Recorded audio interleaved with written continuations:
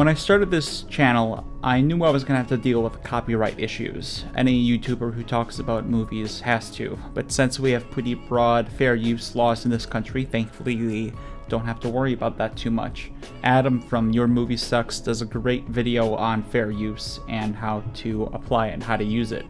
So I've been thinking a lot about what I'm allowed to show and what I'm not allowed to show on YouTube, and I remembered an incident that happened to me a few years ago where I was threatened to be sued for libel. So I wanted to make a video about what happened, what I said, what I did wrong, and what I learned, and maybe you'll learn something too.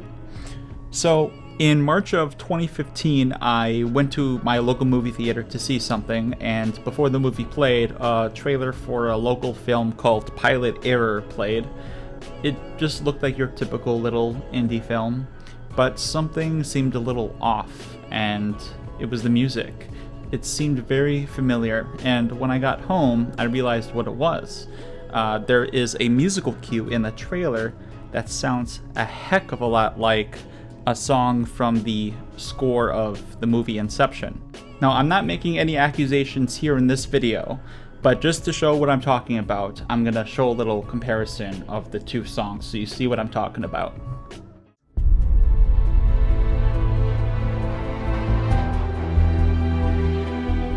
We're living in the most interconnected moment in human history, and in some ways, it's never been easier to hide the truth.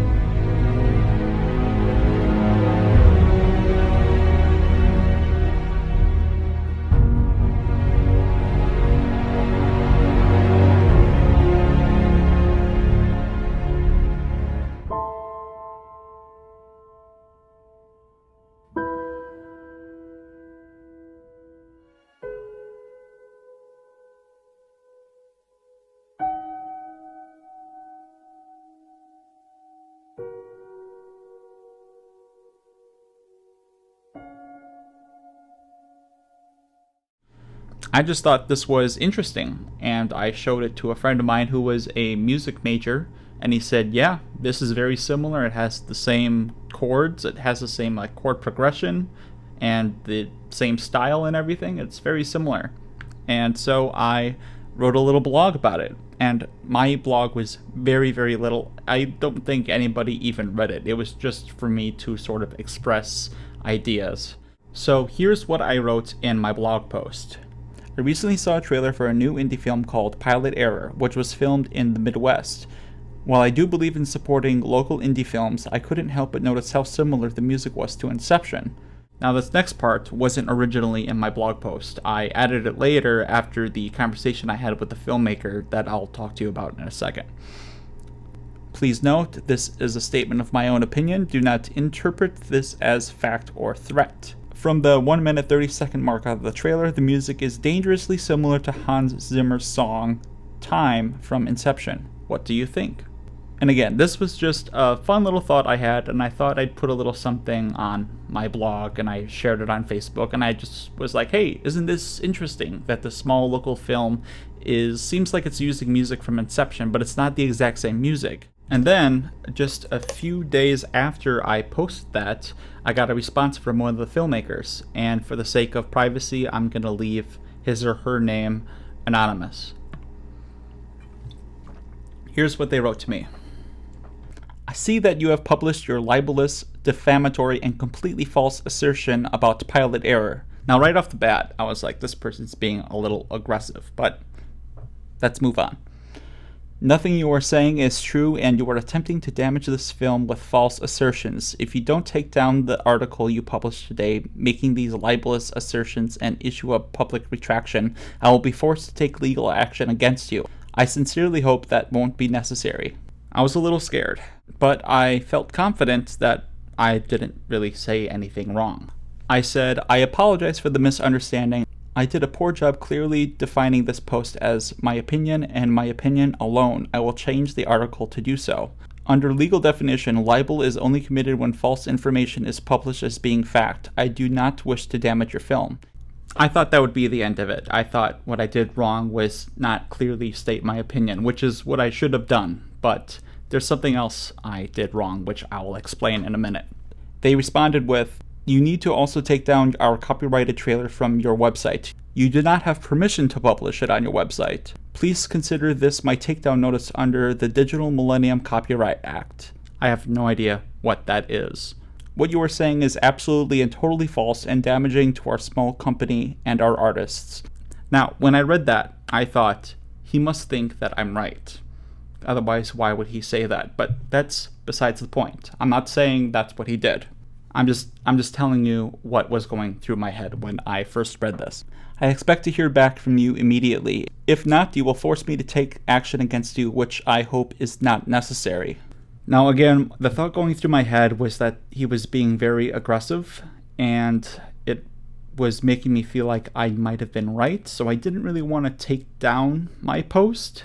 Also, I knew I was allowed to post a link to the trailer on my blog. It was an embedded link, but the views still went to them.